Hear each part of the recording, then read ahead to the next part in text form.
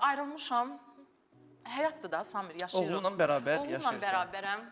Allah hamının yolunu açıq eləsin. Qarşı tərəfində Allah xoşbəxt eləsin, yolunu açıq eləsin. Allah o qədər...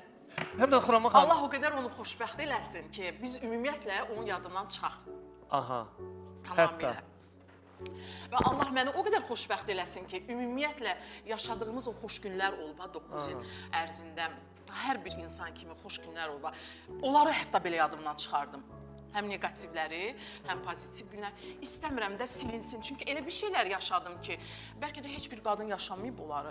Ayrılanda da insan bilirsən necə ayrılmalıdır. Xoş münasibətlərlə, dost kimi. Çünki mən onun ailəsi olmuşam 9 il, övladının anası olmuşam. Düzdür, o pis insan deyil, yenə deyirəm. Ola bilər də insan da fikri harasa yönələ bilər, nəsə başqa bir şeylər ola bilər.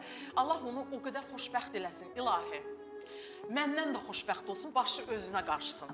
Sizə yox. Çünki o pis insan olmayıb, sadəcə bəzi şeylər baş verdi. Ona görə mən artıq dözə bilmədim də, yəni. Əslində çox şeylər danışıram, amma efirdə həm də bayram. Raman elə Allah